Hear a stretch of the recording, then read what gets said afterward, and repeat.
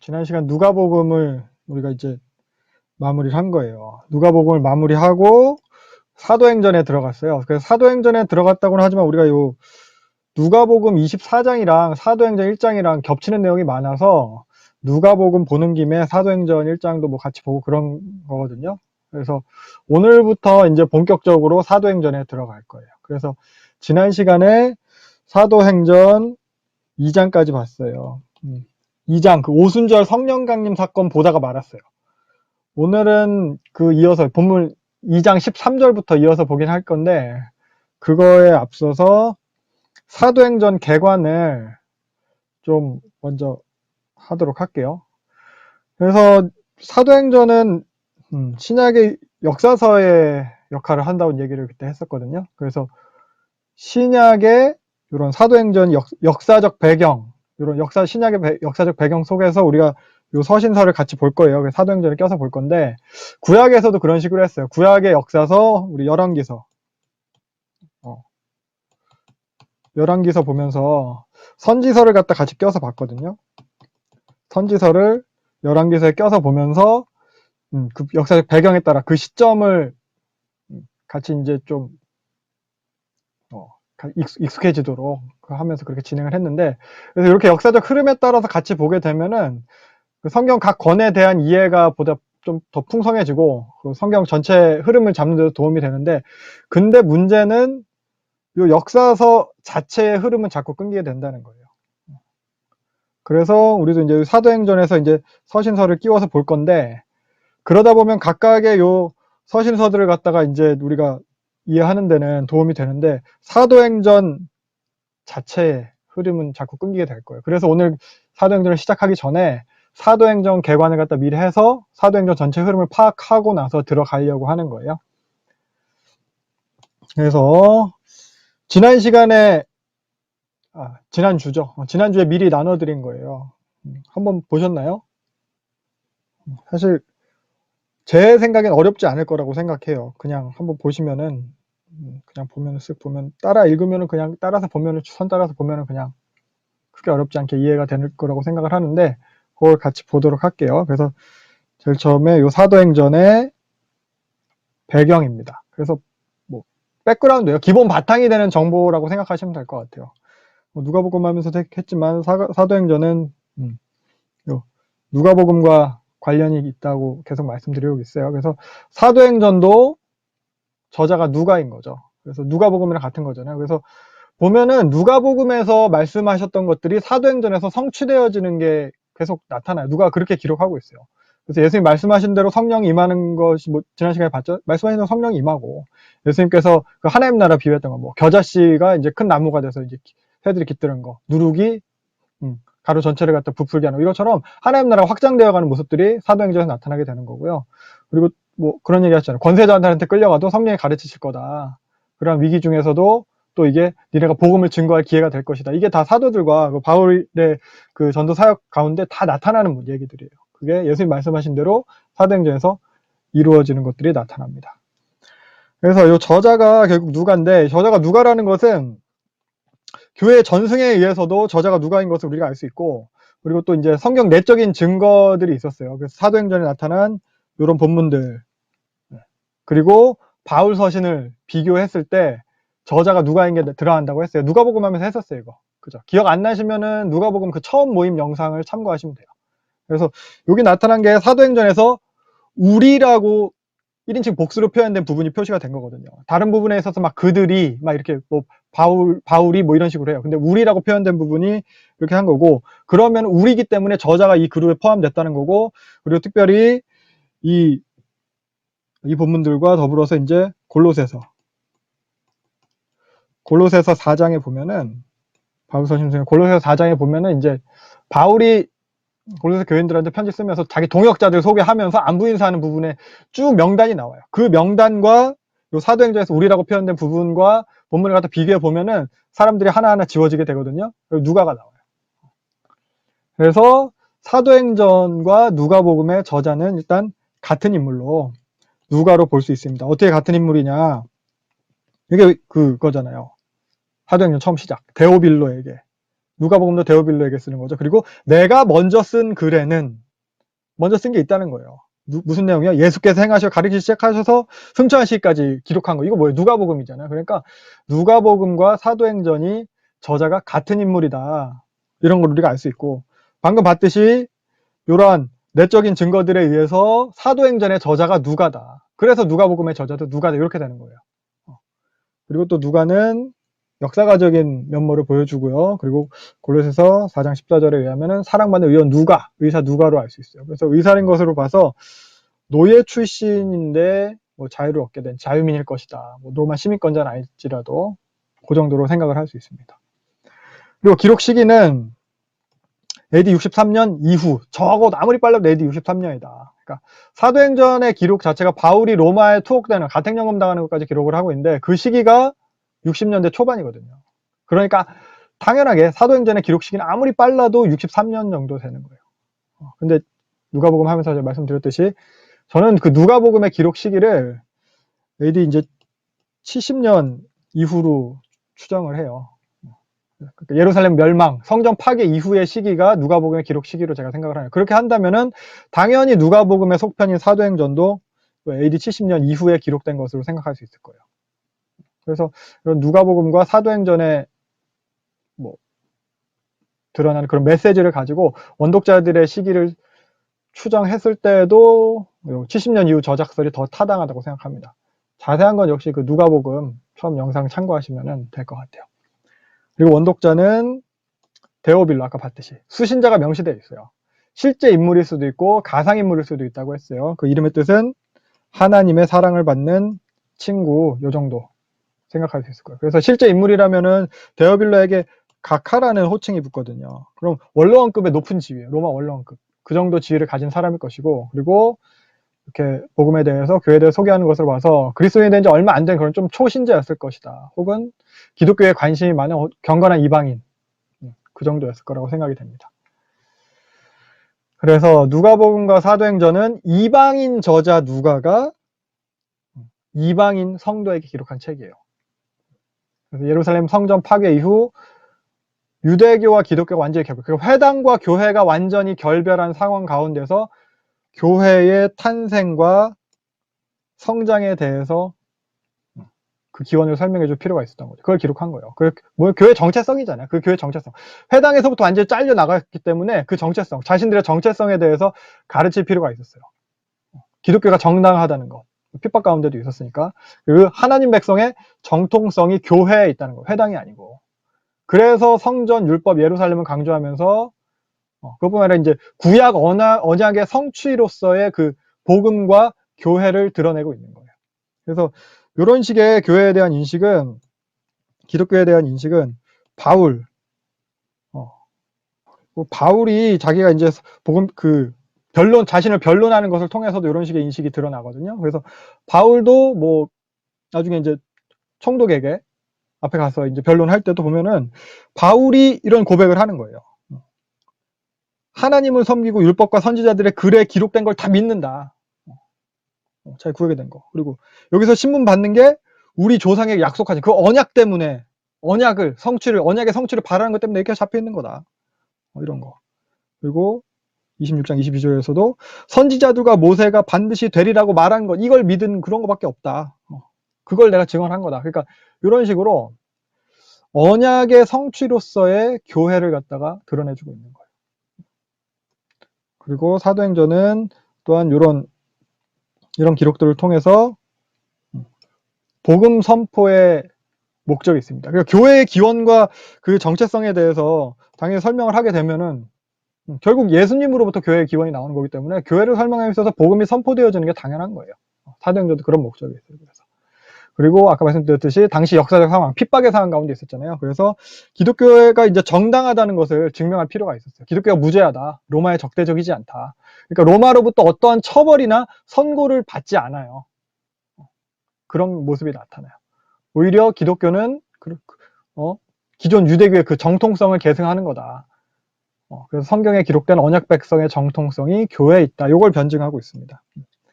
그러면서 지금 요 당시 상황 예루살렘 교회도 망하고 다 이방적 교회들로 교회들이 흩어져 있잖아요. 그 흩어진 교회들에 대해서 한 정체성으로 묶어주는 역할을 하는 거예요. 그 기원이 하나라는 걸 알려주면서. 각각 다른 지역에 각각 다른 지도자에 각각 다른 인종이 다른 모습으로 교회가 그렇게 위치하고 있지만 우리가 서로 뭐 다른 종파, 다른 종교가 아니라는 거예요. 남이 아니라는 거예요. 한 교회다. 그리스도의 몸됨, 교회의 한 몸됨, 그 연합과 하나됨을 위해서 요 사도행전이 쓰였습니다. 그래서 사도행전의 요 백그라운드는 요 정도로, 간단하게 요 정도로 정리할 수 있겠고요. 그래서 구조를 보면은, 구조는 하나, 둘, 세 부분으로 나뉠 수 있어요. 지난 시간에 봤던 사도행전 1장 8절에 그 구절대로 구조를 나눌 수 있거든요. 성령이 너에게 주시면 너희가 건너가 예루살렘과 온 유대와 사마리아와 땅끝까지 이르러 내 증인이 되리라. 그래서 예루살렘, 유대, 사마리아 그리고 땅끝으로 상징되는 요 바울의 선교행, 그래서 복음이 예루살렘에서 시작해서 요 방향으로 이렇게 퍼져나가는 구조라고 할 수 있을 거예요. 그래서 구조에 따른 내용을 간단히 보면은 사도행전은 요 부활하신 예수님이 승천하는 장면으로 시작이 되잖아요. 사도행 1장에서 장소는 예루살렘이었고, 그래서 예루살렘에서 오순절 성령 강림으로 인해서 교회가 시작이 되는 거예요. 예루살렘 교회가. 그리고 사도들로 인해서 복음 전도가 계속 되어지는 거죠. 교회 안에서. 그러면서 교회 안에서 그 사도들에 의해서 기사와 표적들이 계속 이어지게 되는 거고, 그러면서 다른 성도들이 점점 더 늘어나고, 근데 그 처음 교회의 그 성도들은 대부분 유대인이었다는 거. 왜냐면 교회 자체가 뭐 예루살렘에서 시작하기도 했고. 그래서 이렇게 성장한 교회를 잘 다스리기 위해서 7 집사를 임명하게 되죠. 이때 임명된 7 집사는 대부분 헬라파 유대인이에요. 그러니까 교회 내에 히브리파와 헬라파가 있었어요. 디아스포라 유대인들은 보통 이제 헬라파 유대인이라고 할 수 있고, 히브리파 유대인은 유대 지역에 사는, 예루살렘에 거주하는 그런 유대인들이에요. 그래서 7 집사가 다 헬라파로 임명이 되면서 교회 내에서 헬라파의 성장이 일어난 거예요. 사도들은 대부분 사도들은 다 히브리파 유대인이죠. 근데 7 집사를 세웠어요. 다 헬라파 유대인으로. 그러면서 교회 내에서 히브리파와 헬라파 사이에 어느 정도 균형이 생겼다고 할 수 있겠어요. 그리고 이런 헬라파 유대인들의 활동으로 인해서 교회가 보다 많은 확장의 기회를 갖게 돼요. 당연한 게 헬라파 유대인들은 헬라파끼리만 모이는 회당이 있었어요. 자유민 회당이라고. 사도행전 보시다 보면 나올 거예요. 그러니까 헬라어권이거든요. 헬라어권으로 교회가 복음이 확장이 일어나는 거예요. 근데 그것은 또 이제 그만큼 복음이 확장되는 만큼, 외환이 확장되는 만큼 그만큼 많은 충돌의 기회가 생겨난 거예요. 그래서 결국 이러한 교회는 이제 전도 활동하다가 이게 이제 핍박으로 이어지게 되는 겁니다. 그래서 결정적인 사건이 스데반이 헬라파 유대인이 7 집사죠. 자유민 회당에서 전도를 하다가 순교를 당하게 되잖아요. 그것을 계기로 교회에 대한 핍박이 본격적으로 시작이 되고 그러면서 흩어지게 되는 거죠. 요때 사울이 처음 등장하게 되는 거예요. 나중에 바울로 불리게 된 그 사울이. 그러면서 이러한 맥락에서 요한의 형제 야고보, 사도 요한의 형제, 예수님의 처제 야고보도 헤롯에 의해서 순교당하게 되는 거죠. 베드로도 감옥에 갇히게 됩니다. 그래서 이런 핍박을 통해서 예루살렘부터 다 흩어져 떠나게 되는 거예요.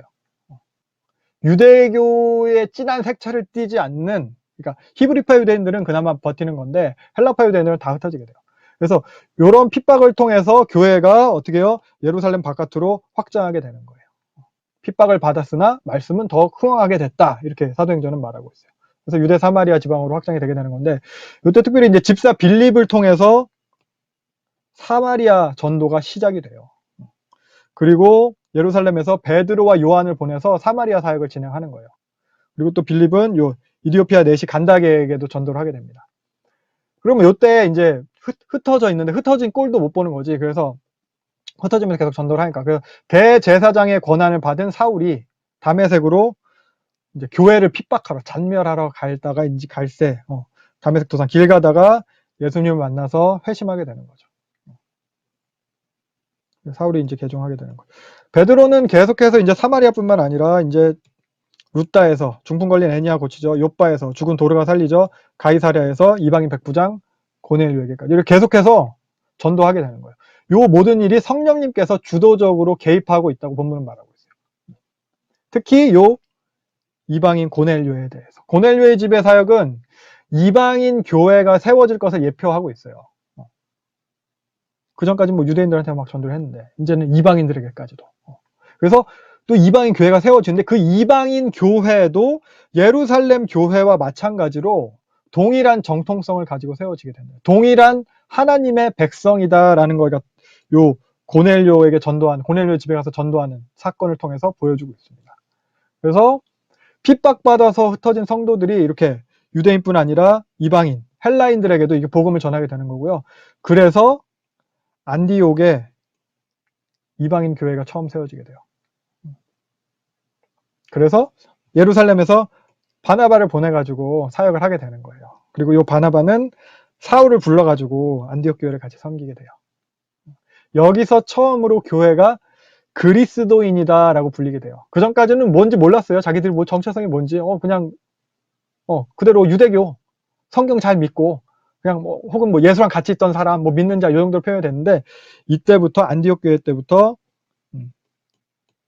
그리스도인 이렇게 불리게 됩니다. 그래서 이때부터 이제 안디옥 교회가 주된 역할을 시작하는 거예요. 예루살렘 교회를 갖다가 재정적으로도 도와요. 그리고 이방 땅으로 선교도 파송하는 거예요. 그게 우리가 잘 알고 소위 바울의 그 선교행, 전도행이라고 불리는 바울 선교의 시작이에요. 나중에 안디옥 교회는 이후에 이제 예수님 뭐 승천하시고 한참 이후에 그러니까 사도들 다 죽고 교부 시대 그때에 가서도 교회사에 있어서 중심적인 역할이에요. 뭐 이그나티우스나 순교자 폴리캅이나 뭐 이레네우스 이런 사람들이 다 이 안디옥 교회 출신이에요. 그래서 사도행전 또 이어지는 것은 이제 땅끝으로 상징되는 이방인 선교에 대한 내용. 이게 이어지게 됩니다. 바울 선교행이죠. 그래서 바울의 1차 전도행은 바나바가 사실 주도했어요, 이때.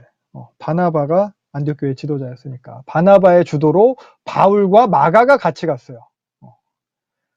근데 이 마가는 여행 중간에 돌아가죠. 그러니까 마가가 할례파였기 때문에 바울 복음에 좀 거부감이 있었을 거다. 이렇게 생각을 할 수도 있어요. 그래서 전도행 지도를 잠깐 이렇게 살펴보면은 여기가 안디옥이죠. 안디옥에서 출발해가지고 구브로로 가가지고 요 바브에 전도하고 버가로 상륙해가지고 여기서 이제 마가가 돌아가는 거거든요. 마가는 돌아가고 비시디아 안디옥 갔다가 이고니온, 루스드라, 더베까지 갔다가 다시 돌아와서 아탈리아에서 배 타고 안디옥으로 돌아오는 코스, 요 코스예요. 이게 1차 전도행이에요. 그래서 요 지방을 갖다가 이제 갈라디아 지방이다라고 할 수 있겠는데 요 갈라디아 지방에 대해서는 좀 논란이 있는 부분이 있어요. 이거 갈라디아도 아니다, 더 북쪽이다 해서 이건 요것에 대해서는 나중에 갈라디아서 하면서 더 다루도록 하겠고요. 그래서 1차 전도행 이렇게 마쳤고 2차 전도행 2차 전도행 관련해서는 중요한 사건이 있었는데 바로 예루살렘 공회예요. 예루살렘 종교회의. 첫 번째 이제 종교회의가 되는 거죠. 그러니까 2차 전도행 전에 열리는 것으로 저는 이제 2차 전도행 전에 이 종교회의가 열리게 되는 거죠. 그러니까 이방인 할례 문제가 주된 안건이에요. 이방인들 할례를 해야 되냐 말아야 되냐 믿었는데 이방인 교회가 세워지고 하는데. 그러니까 근데 결론은 이방인들한테 율법의 멍에를 메우지 말자 이렇게 결론이 났어요. 그래서 기쁜 소식이니까 바울과 바나바는 이 소식을 가지고 다시 선교 여행을 떠나게 되는 거죠. 이때. 근데 이 2차 전도여행 때 바울과 바나바가 헤어지게 됩니다. 요 2차 전도여행이 이제 초록색 라인이거든요. 초록색 라인인데 바울은 마가랑 같이 못 가겠다고 하고 바나바는 자기 조카니까 마가 데려가겠다고 하고 그래서 바나바와 마가는 구브로로 향하게 돼요. 사실 구브로가 고향이에요. 바나바 고향. 그리고 바울은 신라, 예루살렘 데리고 온 신라를 데리고 북쪽으로 가서 다소로 가요. 다소가 바울의 출신지죠. 바울 고향이죠.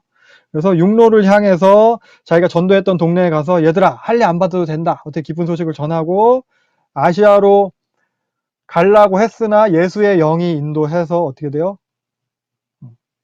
여기 들어와서 마케도니아 지방으로 건너가게 되죠.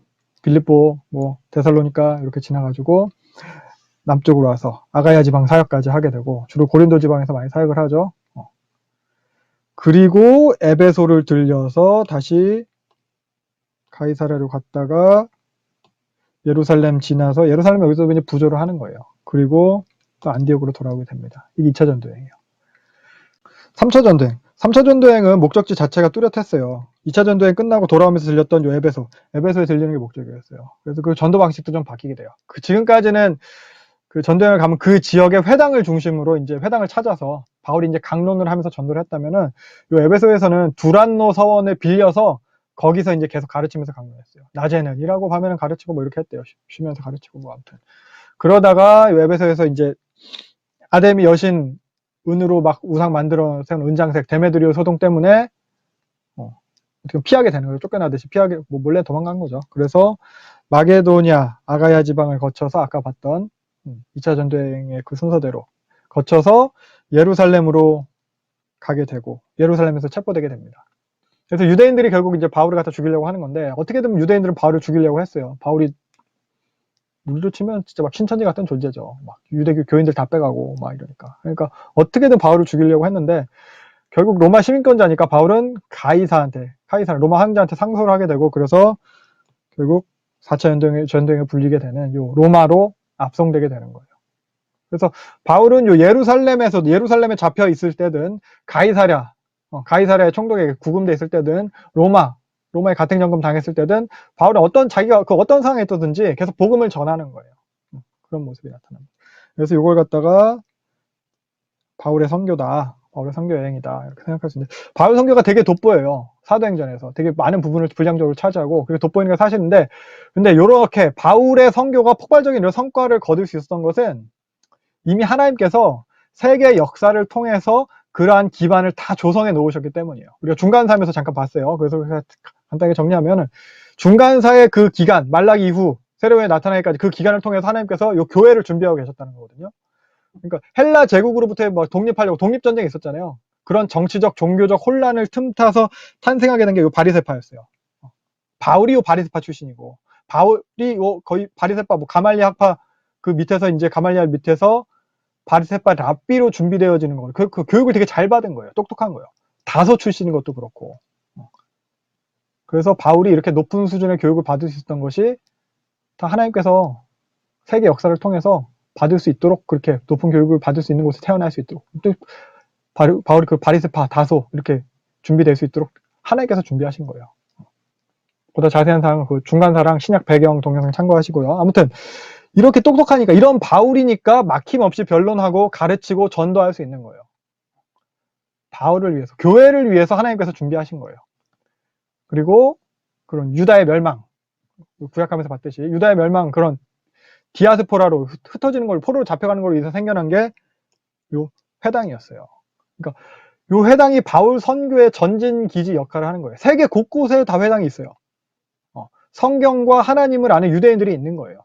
그 유대인들뿐만 아니라 이방인들까지도 경건한 이방인들도 회당에서 정기적으로 모이는 거죠. 전도하기 정말 좋은 조건이 이미 형성되어 있는 거예요. 세계 곳곳에 이미 다. 그리고 또 로마가 이때는 이제 통일해 있었잖아요. 대제국을 건설했어요. 지상에서 가장 큰 제국을. 그리고 그 로마가 그 커다란 제국을 효과적으로 다스리기 위해서 로마 가도를 건설했죠. 그리고 우편제도가 발달했어요. 그러니까 바울이 이 잘 닦여진 로마 가도를 통해서 이동하면서 도시마다 다니면서 전도를 하는 거예요. 그리고 그 자기가 세운 교회들, 여러 도시들의 교회들의 편지를 써서 그렇게 서신으로 또 목회를 할 수 있게 되는 거예요.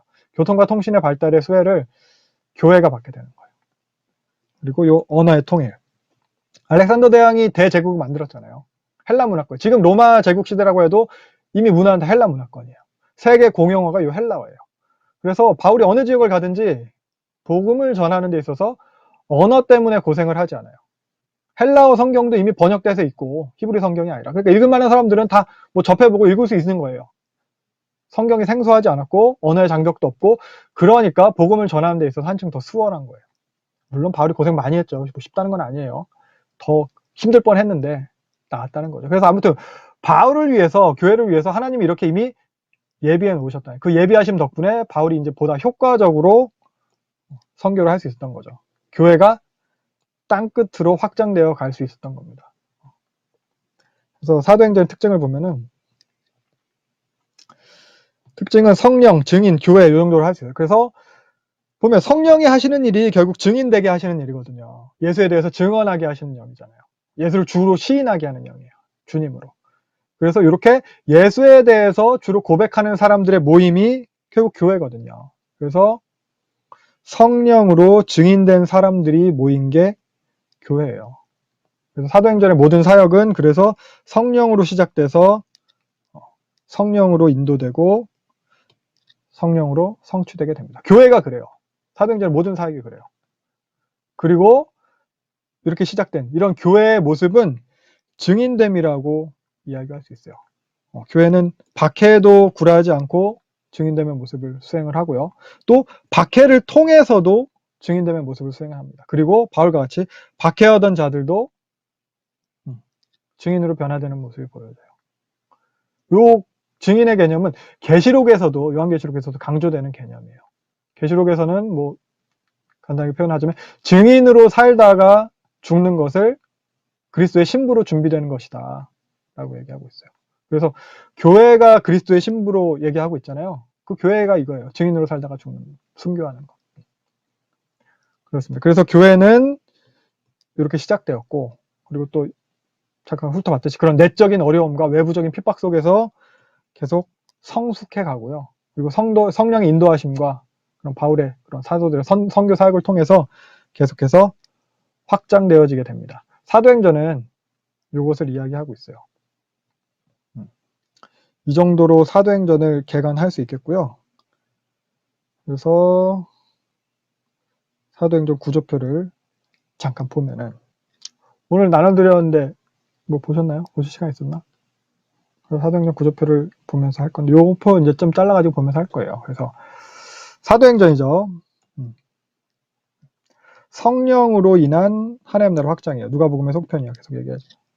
말씀드렸다시피 지리적인 구조가 예루살렘과 유대 사마리아와 그리고 땅끝을 향하게 되는 이런 구조예요. 이렇게 세 부분으로 나눌 수 있겠고요.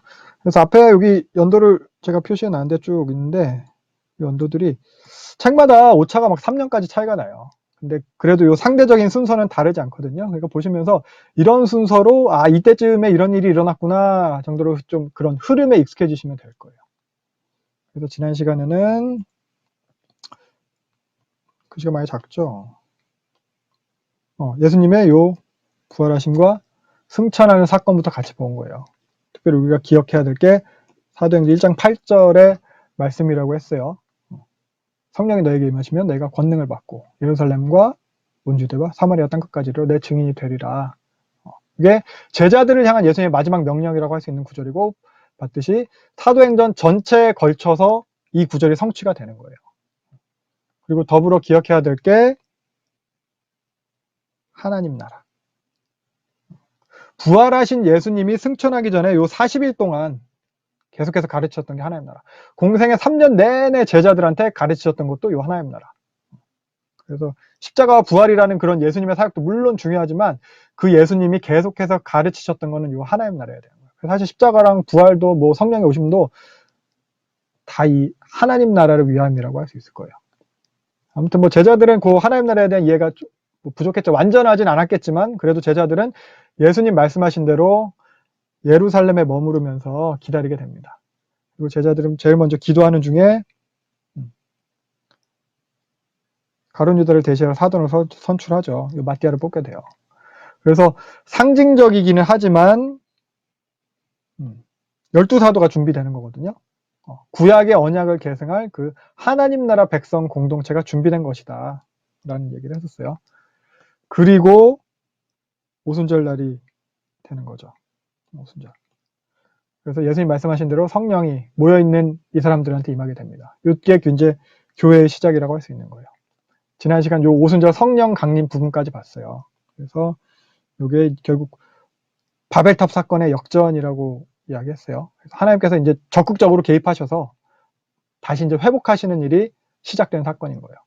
그 회복의 표징으로서 이제 방언이라는 현상이 나타나게 된 거고요.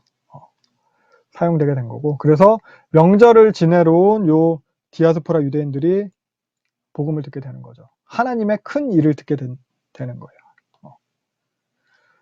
그리고 요 그 방언을 듣고 이제 깜짝 놀라가지고 있는 그 사람들에 대해 이제 베드로가 설교를 하게 되는 거죠. 그래서 오늘은 요 부분부터 이제 이어서 볼 겁니다.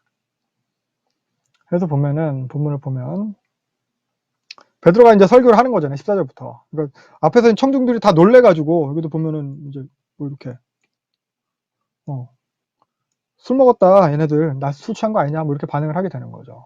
근데 베드로가 이 사람들한테 이야기를 하는 거예요. 때가 3시다. 3시. 오전 9시라는 거예요. 이른 시간이라는 거예요. 그리고 또 3시, 6시, 9시는 유대인들이 기도하는 시간이에요. 그러니까 이런 시간에 우리가 술을 먹은 게 아니다. 당연히 술 먹은 게 아니다. 취한 게 아니다. 얘기를 하는 거예요. 그게 아니고 이거는 얘네들이 보고 있는 이 사건은 성경 예언의 성취다라고 하면서 요엘서 사건을 갖다 이야기하는 겁니다. 요엘서 말씀의 성취로 얘기하는 거예요. 그래서 요엘서는 뭐 구약하면서 기억하시는지 모르겠지만 남유다 요아스 때 그때의 선지자로 여겨지거든요. 그래서 그때 이제 커다란 메뚜기 재앙이 있었잖아요. 그 메뚜기 재앙을 갖다 비유로 해서 여호와의 날에 있을 심판을 예언하는 거예요. 지금 니네 메뚜기 재앙 이거 겁나냐? 여호와의 날의 심판도 이럴 거야. 그러니까 니네 회개해라. 이게 요엘서거든요. 그래서 니네 회개하면은 니네가 당한 이 재앙도 회복될 거고 여호와의 날에 니네 구원을 받게 될 거다. 이게 요엘서예요. 회개하면 구원받게 된다. 이 이야기를 하면서 그리고 나서 이어지는 내용이 오늘 베드로가 인용한 지금 보고 있는 이 본문이에요. 회복의 날에 대한 거예요. 회개하면 그날에 구원을 받게 될 것인데 그때의 모든 육체에 성령을 주실 거다. 이거예요. 그래서 요엘서 하면서 또 이야기했지만 여기 나타난 여기 자녀, 늙은이들, 젊은이들, 요게 각각 성도의 신앙 수준 이런 걸 이야기하는 게 아니라고 했어요. 모든 육체라는 뜻이에요. 모든 육체, 남종, 여종, 남녀노소 가릴 것 없이 다 성령을 부어 주시겠다. 이런 말씀이에요. 이런 거는 이제 예전에 민수기에서 보면 모세가 했던 말 얘기가 이제 좀 성취된 거라고도 할 수 있어요. 모세가 여호수아가 와가지고 말 안 듣는 저 장로들한테도 하나님의 영이 임했습니다. 그러니까 야, 뭐 그거 질투하냐? 나는 다 부어졌으면 좋겠다. 장로들뿐만 아니라 모든 백성들한테. 이 말이 이제 성취가 되는 거예요. 그래서 이러한 성령 부어 주심이 회복의 날의 징조라는 거예요. 그래서 베드로는 여기서 17절 보면은 말세에 이렇게 말세라고 표현하고 있는데 성령 부어 주심이 말세의 징조라는 거예요. 그래서 이런 말세를 어떤 특정 시기로 여길 수 있겠지만 특정 시기라기보다는 구속사적 성취의 시기로 이해하는 것이 적당할 거예요. 하나님의 영이 부어지는 것이 구속사적 성취의 징조라는 거예요. 회복의 때. 그래서 요 19절과 20절에 나타난 이런 내용들은 심판의 때를 나타나는 그런 성경에서 사용되는 관용적인 표현들이라고 할 수 있을 거예요. 궁극적인 여호와의 날. 그때는 무시무시한 징조들이 나타날 것이다. 근데 주의 이름을 부르는 자는 21절 구원을 받을 것이다. 주의 이름을 부르는 자. 그러니까 바울은 요 구절을 갖다가 믿음으로 구원 얻는다는 의미로 이야기했어요. 주의 이름을 부른다는 것, 주를 믿는다는 거죠. 그래서 바울은 이방인이든 헬라인이든 차별이 없이 예수를 믿는 자가 구원을 받는다. 이 구절을 그렇게 사용하고 있어요. 그래서 결국 베드로의 메시지도 크게 다르지 않아요. 요약을 하면은 지금 니네가 보고 있는 이 현상이 요엘서 예언의 성취다. 구속사적 성취의 때다.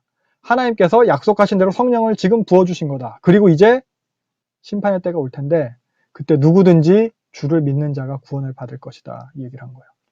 그래서 그럼 그 주가 누구냐? 주. 그리고 21절에는 주의 이름을 부르는 자들이라고 되어 있지만 요엘서에는 여호와의 이름을 부르는 자로 되어 있거든요. 그러니까 이 주가 이제 결국 여호와냐라고 했을 때 베드로가 설명을 하는 거죠. 예수님이라는 거예요. 그 주가 예수님의 이름을 부르는 거라는 거예요. 그래서 22절 보면은 예수님에 대한 이야기가 이제 나타나게 됩니다. 하나님께서 나사렛 예수에게 능력과 기적을 행할 수 있도록 해주셨다는 거예요. 그러니까 나사렛 예수가 하나님이 보낸 사람이다. 하나님께서 이걸 내가 보낸 사람이 맞다는 걸 하나님께서 증명하셨다라는 얘기를 하는 거고요. 그래서 23절 근데 그 예수님이 하나님께서 정하신 계획대로 버림받아서 넘겨졌다. 하나님의 계획대로 넘겨진 건데 너희는 율법이 없는, 법 없는 이방인들이에요. 이방인의 손을 통해서 못 박아 죽였다. 근데 24절 하나님께서 그를 다시 살렸다라는 거예요. 그는 죽어 있을 수 없는 존재라서. 그래서 하나님 사는 거예요. 왜 죽어 있을 수 없는 존재냐? 왜 그러냐 하면은 25절부터 그 얘기가 이어지는 거예요. 성경에 그렇게 기록이 되어 있다. 죽어 있을 수 없는 존재로 하면서 25절부터 다윗의 시편을 갖다 인용하는 거거든요. 시편 16편 8절부터 11절까지예요. 그래서 이 시편을 다윗이 지었는데 다윗이 여기서 내가라고 하면서 1인칭으로 표현된 부분, 이 부분이 다윗 자신에 대한 게 아니고 이후에 하나님께서 보내실 예수님, 그리스도의 시점으로 1인칭, 그 그리스도의 시점으로 해서 1인칭으로 지은 거란 얘기예요. 다윗이. 그러니까 다시 우리 사도행전 본문에 가서 보면은 내가라고 하지만 내가 다윗이 아니고 예수님이라는 거죠. 예수님이 항상 자신 앞에 계신 하나님을 만났다는 거예요. 하나님이 예수님 우편에 계셨다는 거예요. 그래서 내 마음이, 예수님이 마음이 기뻤다는 거예요. 예수님도 즐겁고 예수님의 육신도 희망 가운데 있었다는 거예요. 그 이유가 뭐냐? 27절. 예수님의 영혼을 음부에 버리자. 음부, 사후세계, 무덤이죠. 그렇게 버려두지 않으시며 하나님의 거룩한 자로 썩음을 당하지 않게 하실 것이다. 이것 때문에 예수님이 즐겁고 기쁠 수 있다는 거예요. 그래서 하나님께서 이 예수께 생명의 길을 알려주시고 기쁨이 충만하게 해주신다는 내용이에요. 그래서 베드로는 다윗의 시편을 이걸 예수님에 대한 것으로 적용을 하고 있어요. 그래서 왜 그러냐? 다윗이 쭉 설명을 하는 거예요. 29절부터. 다윗은 이미 죽어서 그 묘지가 예루살렘 남쪽 편에 있으니까, 남쪽 부분에 있으니까, 묘지가 우리 앞에 있다. 그 묘지가 지금 우리가 여기 떠들고 있는데 요 동네 우리 이 성 안에 있는데, 그러니까 봐라. 성경 말씀은 뭐 이게 거짓말이면 안 되는 거잖아요. 그 사람들 입장에서. 그러니까 성경 말씀 자체가 다윗 자신에 대한 내용이라면 다윗이 죽어서 지금까지 썩어 있으면 안 된다는 거예요. 그러니까 다윗도 선지자인데, 그러니까 다윗이 거짓말한 게 아니라 하나님으로부터 받은 말씀을 보여준 건데, 그러니까 성경이 틀렸다는 건 한 게 아닌데, 다윗이 그냥 뭐 감동적으로 쉬니까 막 그렇게 뻥친 게 아니고, 하나님께서 다윗의 혈통으로, 다윗 입장에서 자신의 혈통으로 메시아를 보낼 것을 다윗이 미리 본 거예요, 선지자로. 왜냐면 하나님께 약속하신 게 있잖아요. 이거 역대상을 보면은, 여기 이거잖아. 내 집과 내 나라 앞에서 내 왕위가 경고하리라. 다윗의 혈통이 경고하리라. 원래 17장 14절인데 역대상 17장 14절입니다. 제가 이거 잘못 적어놨네요. 아무튼 역대상 17장 14절에서 보면 뭐라고 나오냐면, 그래서 하나님께서 말씀하신 거 다윗에게, 내가 영원히 그를 내 집과 내 나라에 세우리니 그의 왕위가 영원히 경고히 서리라 하셨다. 그러니까 다윗에게 얘기한 거예요. 다윗의 후손에 대해서. 그러니까 이게 누구냐? 메시아에 대한 예언을 갖다가 약속을 하나님께서 다윗에게 해준 것이고, 다윗이 그것을 그 약속을 듣고 그 약속에 기반해서 자신 이후에 있을 메시아에 대해서, 메시아의 부활에 대해서, 그러니까 하나님께서 자신의 혈통으로 메시아를 보낼 것을 미리 본 거고, 그 메시아가 부활할 것을, 결국 그리스도 예수님의 부활이죠. 그것에 대해서 예언했다는 거예요. 31절. 그러니까 성경에 이렇게 기록이 돼 있기 때문에 32절. 그래서 우리 예수님이 죽어 있을 수 없고 다시 살아나게 된 거다. 메시아는 죽어 있을 수 없다. 다시 살아나야 된다. 예수님이 다시 살아났다. 그러니까 예수님이 바로 메시아다. 이 일에 우리가 다 증인이다. 우리가 다 봤다. 이거예요. 그래서 33절, 하나님께서 예수를 높이셨다. 그리고 예수는 약속하신 대로 성령을 부어주셨다. 이거 봐라. 니네가 보고 있는 게 지금 이 성령 부어주신 거다. 이런 식으로 증명을 해 나가는 거예요. 다윗 예언의 성취고 요엘서 예언의 성취. 그래서 예수가 메시아가 맞다. 이런 주장을 펼치는 거예요. 그러면 34절부터 또 다윗의 시편을 인용해서 주장을 이어가거든요. 시편 110편 1절이에요. 하나님께서 여호와께서죠. 하나님께서 누군가에게 말씀하셨어요. 다윗이 내 주라고 칭할 만한 누군가에게. 하나님께서 누군가한테 내 오른쪽에 앉아 있어라 라고 했다는 거예요. 그럼 이 하나님 오른쪽에 앉아 있는 게 누구냐? 다윗의 시인데 다윗은 아니라는 거예요. 왜냐? 34절. 다윗은 하늘에 올라간 적이 없다. 하늘에 올라가지 못했으니까 하나님 옆에 앉아 있을 수가 없다. 그러니까 다윗은 아니다. 누구냐? 하나님 옆에 앉은 사람 바로 메시아다. 하나님께서 메시아한테 내 오른쪽에 앉아 있으라고 말씀하셨다는 거예요. 그래서 다윗이 주께서 내 주에게라고 표현하는 거예요. 하나님께서 메시아에게.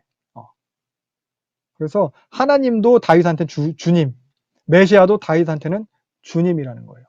그래서 사실 뭐 예수님도 이런 논리로 요 구절을 자신한테 적용을 하셨죠. 누가복음에서. 기억나시죠? 그래서 베드로가 이렇게 계속 주장을 하는 거예요. 그러면서 36절 베드로가 계속 말이 이어갑니다. 그래서 니네 똑똑히 알아라. 너희가 십자가에 못 박은 이 예수를 하나님이 주와 그리스도 되게 하셨다. 정리하면 예수가 주다. 예수가 그리스도다. 그리고 예수가 죽고 나서 산 것, 이것은 다 성경에 미리 예언된 대로 된 거다. 하나님이 계획대로 다 이루어진 거다, 이게. 그리고 예수가 살아났다는 것은 우리가 증인이다. 요엘서 예언 성취된 거. 니네가 지금 보고 있는 거 이거 봐라. 방언하는 거 막 이런 거. 성령 받은 거. 이건 또 어떤 의미가 있냐면 이건 또 우리가 하나님 백성이다. 지금 방언을 하는 12사도, 교회. 이게 왜냐면 하나님이 자기 백성들에게 영을 부어준다고 했으니까. 그러면서 이 예수의 이름을 믿는 자는 구원을 받는다. 그러니까 니네도 우리 편에 서라. 우리가 하나님 백성이니까 우리 편에 서라. 이런 식의 논리 전개가 되는 거예요. 그래서 지금 베드로의 설교를 듣고 있는 대상들이 다 유대인들이에요. 게다가 오순절 지키러 올 정도면은 경건한 유대인들이에요. 그러니까 하나님을 잘 믿는, 성경을 잘 믿는 사람들이에요. 당연히 하나님께서 회복하실 것도 믿었고 메시아를 보내실 거를 간절하게 바라고 있었어요. 이들에 대해서 베드로가 성경, 그들이 잘 믿는 그 성경과 지금 그들이 보고 있는 그 경험한 사실에 근거해가지고 예수가 메시아임을 증명하게 되는 거예요. 그러니까 이 사람들이 당황하는 거예요. 예수가 그리스도가 맞구나. 정말 그렇구나. 그러면 우리 이제 어떻게 해야 되냐. 30절 이거예요. 어떻게 해야 되냐, 우리가. 여기 보면은 형제들이라고 부르고 있어요. 우호적인 거죠. 지금 깨닫게 되니까 이 사람 베드로와 사도는 우호적으로 형제들아 이렇게 부르고 있어요. 그래서 38절 베드로가 대답을 합니다. 회개를 하고 세례받고 죄의 용서를 받아라. 그러면 성령의 선물을 받을 것이다. 이게 하나님께서 하신 약속이다. 그래서 이 약속은 하나님께서 부르시는 모든 사람에게 주신 것이다. 하고 있어요. 그래서 회개해라. 그래서 성경에서의 요 회개, 우리는 회개가 우리가 생각하는 개념이 너무 익숙해서 그런데 성경에서의 회개란 우리가 생각하는 식으로 잘못한 것을 갖다 낱낱이 다 고하는 이런 행위가 회개가, 그것도 회개지만 그거라기보다는 성경에서 말하는 회개는 돌아서서 방향을 바꾸는 거예요. 참된 것을 깨닫고 돌아온다는 의미예요. 그래서 니들이 이제껏 옳게 여기고 행했던 그 길에서 돌이키라는 거예요. 그러니까 예수를 배척하고 못 박는 그런 방향에서 바꿔서 예수께로 돌아오라는 거예요. 죄 목록에 대해서 막 이렇게 다 얘기하라 이게 아니고 세상관에 대한 거죠. 인생관에 대한 거예요.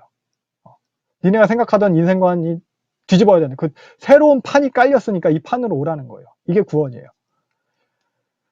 그래서 요 하나님 나라, 하나님 백성에 대한 새로운 정체성을 이렇게 제시를 해주게 되는 거거든요. 그러니까 요걸 계속 권하는 거예요, 베드로가. 그래서 지금 말한 거 요것뿐만 아니라 뭐 40절 보면은 계속 다른 증거들까지도 되면서 니네 구원받아라. 새로운 판이 깔렸으니까 이쪽으로 와라. 이게 구원, 이걸 계속 구원받으라고 권하는 거예요. 그래서 41절 베드로의 말을 받은 사람들은 이제 세례를 받고 믿게 됩니다. 한 번에 3,000명이. 한 번에 3,000명. 우리 교회 다, 교인을 다 합쳐도 300명이 되면 좋겠다라고 할 수 있게. 아무튼, 그러니까 오순절이죠. 이때 절기가 추수와 관련된 절기예요. 수확과 관련된 절기예요. 수확의 때, 추수의 때예요. 예수님께서 말씀하셨던 요 말씀이 생각나는 것 같아요. 희어져 추수할 때가 되었다. 그래서 베드로의 요 설교로 3,000명의 신도를 거두어 드리게 됩니다. 맥추절이죠. 맥추의 초실절. 교회의 첫 열매가 되는 거예요. 그래서 베드로도 얘기했지만 성령을 주셨잖아요. 성령을 주심은 약속이에요. 약속. 내가 기도하고 금식하고 막 열심을 내고 노력해서 그에 대한 보상을 너 충분해 줄게 해서 임한 게 아니에요. 하나님의 성실하심으로 때가 되니까 약속하신 대로 이루어지는 거예요. 그래서 예수님이 기다리라고 한 거예요. 약속한 것. 그래서 구약에서도 하나님 이미 약속하셨거든요. 이렇게. 결국 내가 너희들에게 마침내 영을 부어줄 거다.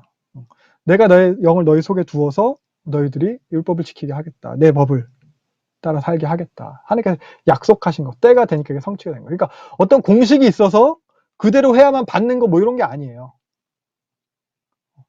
참고로 사도행전에서도 이 오순절 예루살렘 교회에서뿐만 아니고 다른 본문에서도 이렇게 성령 받는 장면들이 나오는데 다 달라요. 오순절은 뭐 했어요? 모여 있었어요. 모여 있는데 성령이 임했어요. 근데 10장 44절 고넬료죠. 베드로가 설교할 때에 그냥 듣는 사람들은 다 성령이 임했어요. 그리고 사마리아죠. 8장 이번에 안수할 때에 성령님 달라요. 다 달라요. 근데 이런 모양들이 또 뭐 모양이라고 하기도 이런 상황들이 가지고 있는 메시지가 있어요. 그거는 이제 나중에 이 본문들을 보면서 확인할 거고요. 그러니까 어떤 특정 이렇게 해야 성령 받는다, 이렇게 하면은 성령이 임한다, 내가 너한테 성령 줄 수 있다, 이런 게 아니라는 거예요. 각각 상황에 따라서 하나님의 계획에 따라서 그들의 필요에 따라서 맞게 하나님께서 임하시는 거고, 이런 성경에서 이런 표현들은 각각 본문이 말하고자 하는 바가 있는 거죠. 그래서 그나마 조건이라고 할 수 있다면은 그냥 베드로가 39절에 얘기했듯이 부르신 자들이라는 거예요. 하나님께서 부르신 자들, 이게 조건이라는 거예요. 그러니까 하나님의 부르심이 조건인데, 근데 그 역시 부르심에는 어떤 조건이 없어요. 그냥 하나님의 선하신 뜻대로 부르시는 거예요. 결국 은혜죠. 은혜, 하나님 뜻대로. 내가 잘나서도 아니고 못나서 안 되는 것도 아니고, 아무튼 그래서 우리가 이렇게 믿게 된 게 다 은혜로 된 거라는 거죠. 그래서 믿음이란 내가 잘해서, 내가 어떻게 해서 뭐 잘 믿게 되고 내가 착하고 똑똑해서 된 게 아니라, 믿음은 하나님한테 붙잡히는 거예요. 도망칠 수 없는 하나님께 붙잡힌 것, 이게 믿음이에요. 잘 믿고 싶은 마음이 있으시잖아요. 잘 믿고 싶다고 해서 잘 믿어지세요? 그게 아니거든요. 안 믿으려고 해보세요. 안 믿으려고 한다고 안 믿을 수 없으실 거예요. 붙잡힌 거거든요, 하나님한테. 그래서 우리도 지금 이렇게 하나님한테 붙잡혀서 여기 지금 이러고 있는 거거든요. 도망칠 수 없는 하나님한테 붙잡혀서 가는 중인 거예요. 한나도. 그러니까 어차피 붙잡혀서 가는데 귀때기 잡혀가지고 그냥 억지로 질질 끌려가느니 어차피 갈 거 명예롭게 가는 편을 택하자는 거죠. 그런 우리가 되면 좋겠습니다. 아무튼 그래서 요 부르심 받은 이들, 지금 부르심 받으리 이제 받은 이 사람들이 3,000명이나 되니까 이 사람들이 다 부르심 받은 사람들을 믿게 되는 거거든요. 그래서 42절 부르심 받은 이 사람들이 행한 게 가르침이고요. 가르침을 받은 거죠. 그리고 교제한 거예요.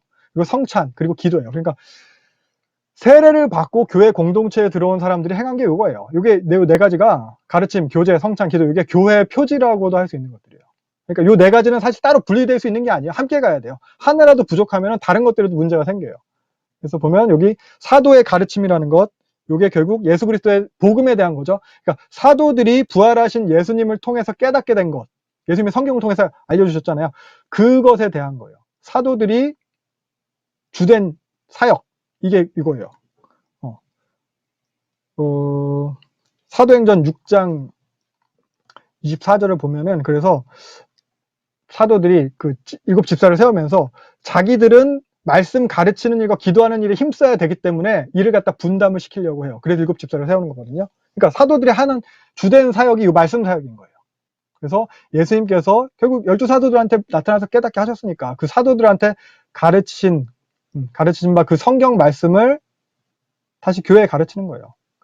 결국 하나님 나라죠. 하나님 나라에 대한 가르침을 사도들이 받아서 교회에 가르치는 거예요. 어떻게 보면 성경 공부예요. 쉽게 말하면. 이게 이제 교회 표지가 되는 거고. 그리고 교제하며 떡을 떼다, 이런 표현인데 원시적인 형태의 좀 성만찬을 포함하는 것으로 여겨져요. 그러니까 교제하는 것, 떡을 떼는 것, 어떻게 가족됨, 하나됨, 이런 거 말하는 거예요. 식탁 공동체거든요. 식탁 공동체. 그래서 6월절에 예수께서 제자들이랑 6월절 식탁을 같이 하셨어요. 그리고 떡을 떼셨어요. 6월절 식단을 가족들이 하는 거죠. 요게 여기 반영되어 있는 거거든요. 그러니까 떡을 땜, 가족됨이에요. 운명 공동체됨을 갖다 보여주는 거예요. 예수님이 그러셨듯이. 그래서 교회에도, 이들에게한테도 그런 공동체성이 이루어지게 되는 거예요. 교회에. 교회의 하나됨이죠. 교회는 그리스도의 몸이니까. 그리고 떡을 떼는 거, 성찬, 성만찬. 그것에도 교회 하나님, 예수 그리스도의 몸된 교회, 그게 포함되어 있는 거죠. 그러면서 이 성찬은 예수님을 기억하고 기념하는 게 중요한 거거든요. 그러니까 성찬의 이런 원시적인 형태, 요걸 여기서 떡을 떼다는 것으로 표현하고 있는 건데, 그래서 예수님을 기억하고 기념하는 거잖아요. 예배예요. 초기 기독교의 예배를 포함하는 거라고 할 수 있어요. 유대교의 예배는 이렇지 않거든요.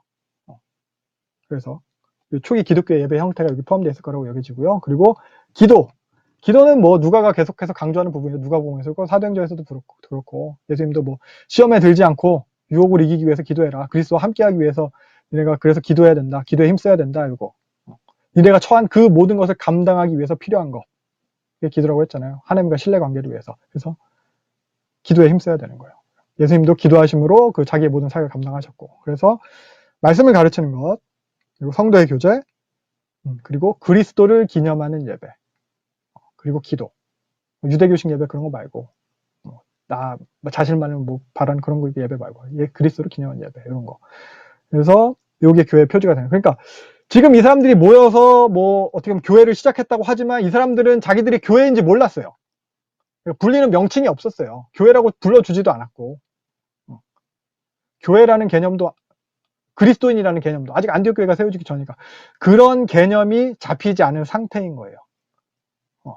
그냥 모여있는 이 사람들, 이런 상태의 사람들한테 지금 말한 이 말씀을 가르치는 거, 성도의 교제, 예수를 기념하는 예배, 기도, 요 네 가지가 그냥 모여있는 이 사람들의 정체성을 규정해주는 모습이 이건 거예요.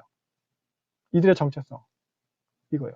교회의 정체성이라고. 그러니까 우리는 지금 교회라는 말도 너무 익숙하고, 나 교회 다녀, 나 예수 믿어, 나 기독교야. 이 기독교라는 이름도 너무 익숙해서 그 용어 자체가 익숙해서 우리는 정체성이 희미해졌어요. 오히려 정체성이 기독교인이라는 정체성, 그리스도인이라는 정체성, 그 이름에 들어있음에도 너무 익숙해서 우리는 스스로 정체성이 없어. 그래서 여기 본문에 보듯이 이러한 교회 네 가지 표지를 통해서 우리가 우리의 정체성을 다시 생각해 볼 수 있고 세워갈 수 있을 거예요. 성경을 통해서 예수님이 가르치는 것, 그리스도의 몸된 지체로서의 성도 간의 교제, 그리고 그리스도를 기억하고 기념하는 예배, 그리고 기도, 이런 것들 생각해 봐야 되겠고요. 그리고 43절부터 쭉 47절까지 이어지는 게 이제, 그래서 그들은 몰랐지만 그들이 교회거든요. 이 교회의, 초대교회의 모습에 대해서 이어지게 됩니다. 43절 보면은 기사와 표적이 많이 나타났대요. 기사는 결국 기적적인 일들이에요. 근데 표적은 그 기적에 대한, 기사에 대한 목적을 이야기해 주는 거예요. 증거라는 거거든요. 교회가 옳다는 증거, 교회가 하나님으로부터 왔다는 증거, 교회가 진리라는 그 증거, 그게 이제 증명되어질 만한 모습들이 기적으로 표현됐다는 거예요. 이게 표적이에요. 그러니까 기적적인 현상으로 인한 그 현상 자체가, 현상으로 인해서 누가 득을 보고 누가 실을 당하고, 이게 목적이 아니고 기적이 일어난 목적이 있다는 거죠. 그걸 표적이라고 부르는 거예요. 어떤 목적이요? 교회가 하나님으로부터라는 증명. 그래서 기사와 표적이라는 표현을 했고요. 그리고 44절부터 45절 보면은 초대교회는 공동생활을 했던 것으로 보여져요. 그래서 여기서도 뭐 보면 45절 보면 또 소유를 다 팔아가지고 뭐 이렇게 얘기 나오는데, 그가 소유를 팔았다는 것, 요걸 갖다 이제 공동재산이라고 생각할 수도 있겠지만 필요에 따라서 했을 거예요. 보면은 이 사람들도 각자 집을 다 팔아서 한 집에 모여 살지는 않았어요. 나중에 보면은 뭐 바나바도 그렇고 아나니아 삽비라도 그렇고 강제하지 않았고, 팔 수 있는 사람 팔았고 남겨놔도 되는 거였고, 그러니까 모두 여기 들어오려면 다 팔아, 어떤 이단들처럼. 그건 아니라는 거예요. 그러니까 생각해보면은 오순절이잖아요. 오순절 그 딱 하루예요. 하루의 특정 시간대에 그 이후로 갑자기 3,000명이 불어났어요.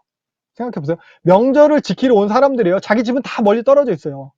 그러니까 3,000명이 와서 성도가 돼버렸어. 물론 다시 자기 집 고향으로 돌아가는 사람들이 있긴 하겠죠. 근데 계속해서 예루살렘에 같이 지내는 사람들이 있는 거예요. 많이 있었을 거예요.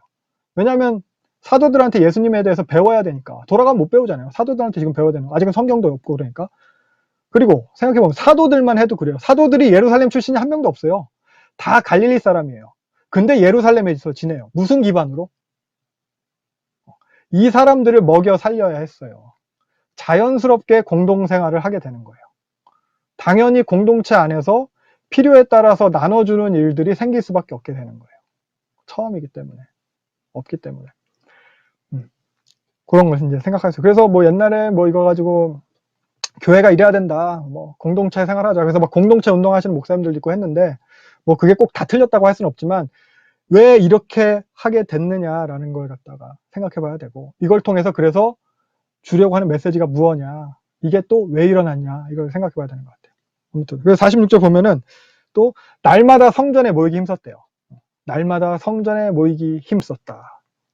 우리가 이제 있을 포스트 코로나 시대가 생각할 때 교회 회복을 위한 슬로건으로 되게 막 걸고 싶은 말씀일 거예요. 뭐 지금도 막 이거 얘기를 하기도 하고, 성전에 모이기 힘써야 된다고. 근데 여기서의 성전은 교회를 말함이 아니죠. 예루살렘 성전을 말하는 거예요. 무너져서 없어져버린 그 예루살렘 성전. 그러니까 보면은 집에서 떡을 뗐어요. 이들이 떡을 떼는 모임은 각 집에 돌아가면서 했어요. 각 집에서. 즉, 기독교식 예배는 서로의 집에서 집집마다 돌아가면서 드렸다는 거예요. 그래서 이들이 이제 날마다 성전에 모인 것은 기독교적인 예식이라기보다는 유대적 전통, 유대인들이잖아요. 유대적인 관습에 따라서 한 거예요. 베드로랑 요한도 보면 유대 관습에 따라서 기도하는 시간에 성전에 올라갑니다. 사도행전 3장 1절을 보면 그러다가 성전에 올라갔다가 성전 미문에 앉은 거지를 고치게 되는 거거든요. 기도하는 시간에. 나중에 보면은 예수의 형제 야고보 그리고 뭐 바울도 마찬가지고 이 사람들은 율법에 따라서 성전에 제사도 드려요. 교회 지도자들인데 이거 제사 드리는 것도 그냥 계속해서 행해요. 율법도 잘 지키고. 그러니까 이게 뭐 기독교적 예식을 위해서 성전에 간 게 아니라는 거죠. 유대 관습에 의해서 간 거예요. 성전에 간 거죠. 그러면서 성전에 맨날 갔어요. 그리고 또 중요한 건 이들이 성전에 가는 이유 중에 하나는 복음을 전하기 위함이에요. 그러니까 보면은 성전에 솔로몬 행각에 이 사람들이 자주 모였거든요. 보면은 솔로몬 행각이라는 곳이 지도를 볼까요? 살펴보면은 이게 성전이면은 여기가 이제 왕의 회랑이고 그리고 요 뺑 둘러서 요만큼이 다 솔로몬 행각이에요. 그러니까 여기 이제 어떻게 보면 복도 같은 거죠. 지붕 있는 복도. 여기에서 자주 모이는 거예요. 성전에서 여기서 자주 모이는 거예요. 근데 요 솔로몬 행각이 뭐 예수 믿는 사람들만 모이는 게 아니고 교회만 모이는 게 아니라 모든 유대인들한테 좀 자유롭게 개방된 거예요. 그러니까 교사들이 가르치거나 강론하기 위해서 이렇게 허락된 그런 장소예요. 그렇게 그 용도로 이용되어지는 곳이었어요. 그러니까 예수님도 요 솔로몬 행각에서 가르치시게 되는 거거든요. 사도들도 여기 솔로몬 행각에서 가르쳤고 표적도 행하고 예수님도 보면은 솔로몬 행각에서 가르치고 변론하고 하십니다. 제자들 그래서 여기서 복음을 증거한 거고요. 그러니까 요런 목적으로 인해서 성전에 매일같이 가는 거예요. 그래서 우리는 요 본문에서 이제 초대교회의 그런 공동생활 이런 거 이런 걸 갖다 여기서 이제 보게 되는데 근데 우리가 요걸 가지고 뭐 물건 통용이나 뭐 공동재산 이런 것만 기억해서는 안 된다는 거죠. 그러니까 아까도 말했듯이 그래 이런 식의 공동체 생활이 교회가 따라야 될 모범이다. 이런 식의 접근은 좀 어려울 수 있다는 거예요. 그러니까 이게 어떤 따라야 될 모범으로 제시됐다기보다는 이러한 모습은 성령이 임함으로 인한 결과라는 거예요. 성령으로 인한 열매라는 거예요. 그러니까 이러한 모습이 먼저 모범이니까 니네가 따라라 라고 먼저 제시된 게 아니고 이러한 모습이 교회됨의 조건이다. 교회가 참된 교회가 되려면 이런 정도의 자격이 갖춰야 된다라는 게 아니고 교회됨의 결과로서 자연히 드러나는 것들 중에 하나라는 거예요. 그러니까 중요한 것은 그 이유예요. 이유. 그 근거. 왜 이런 게 됐냐? 성령이에요. 성령의 법에 따라서 성령의 그 통치에 따라서 이렇게 된 거예요. 그러니까 사도행전 1장 8절에서 언급하셨잖아요. 성령에 너희가 임하면 너희가 권능을 받고. 그래서 요 권능과 마찬가지로 그 목적은 증인됨에 있는 거예요. 그러니까 목적 자체가 공동생활, 공동소유에 있다는 게 아니고 증인됨에 있다는 거예요. 공동생활, 공동소유가 올바른 교회의 모습이 그게 아니고 그 증인됨. 그러니까 지금 본문에서 보면 요 47절 증인됨. 하나님 나라의 확장, 날마다 성도가 들어오는 거. 그러니까 사실 요것도 자연스럽게 따라오게 되는 결과인 거죠. 그러니까 요 47절의 원인도 무엇인지 생각해요. 결국 성령이에요. 그래서 교회가 추구해야 되는 것은 이런 겉으로 드러나는 모습, 뭐 물건 통용이나 공동재산 이런 거라기보다는 성령인 거, 성령님과 동행하는 것. 그럴 때에 이런 물건 통용의 모습이 나타날 수도 있고 아닐 수도 있고 이러한 공동생활의 모습이 나타날 수도 있고 아닐 수도 있고 그러니까 다 하나님 사랑, 이웃 사랑의 형태로 나타나는 거죠. 각각의 상황에 맞는 여러 형태의 그 하나님 사랑, 이웃 사랑의 모습이 드러나게 되는 거예요. 그래서 47절 보면 온 백성에게 칭찬받는 교회의 모습이 되는 거. 지금의 교회도 우리도 정말 이랬으면 좋겠어요. 물론 그럼 뭐 필요에 따라서 안 나눠줘도 되겠네 이건 아니에요. 우리 상황에 맞게 그 이웃사랑의 모습이 드러나게 되겠죠. 아무튼 그래서 초대교회 이런 모습에서 결국 우리도 이 초대교회 그러니까 사도적 교회의 전통을 따르는 거잖아요. 우리가 그러니까 이런 모습에서 우리가 그래서 다시 말하자면 추구해야 되는 것은 성령이라는 거죠. 하나님과 동행함, 하나님의 통치 원리가 드러나는 삶, 하나님 나라. 그러니까 요 본질은 변하지 않아요. 그 양태는 각 상황에 따라 다르게 나타날 수 있을 거고. 그래서 이게 교회에서만 그런 거냐? 그게 아니고 하나님과 동행함으로 우리의 삶에서 자신의 상황에서 살아내야 된다는 거죠. 자신의 자리를 하나님과 동행함으로 지켜야 된다는 거예요. 그래서 우리가 예수 믿고 뭐 성령 받고 뭐 권능으로 드러나고 이러는 것들이 뭐 성공이나 성취나 뭐 이런 것이라기보다는 드러나야 되는 건 성품이죠. 그리스도의 성품이 드러나야 된다는 거예요. 결국에 우린 그리스도인이잖아요. 그러니까 그리스도를 닮아가고 그분의 몸된 교회를 이루어가는 게 목적인 것입니다. 그래서 예수님께서 고난을 당하고 십자가를 지셨듯이 우리도 뭐 억울하고 뭐 부당하기도 하고 그런 거. 예수님도 그런 대로 묵묵히 당하셨잖아요. 그래서 우리도 그리스도인으로서 세상 가운데 그런 걸 감내할 수 있다는 거예요. 이런 식으로 일하시는, 이런 방식으로 일하시는 우리가 하나님을 알게 된 거잖아요. 그 하나님을 신뢰함으로, 그 신뢰하는 그 관계 속에서 우리가 또 세상을 넉넉하게 감당할 수 있게 될 것 같습니다. 성령님과 그렇게 함께함으로. 그래서 오늘은 이 정도까지 하고 마치면 될 것 같거든요.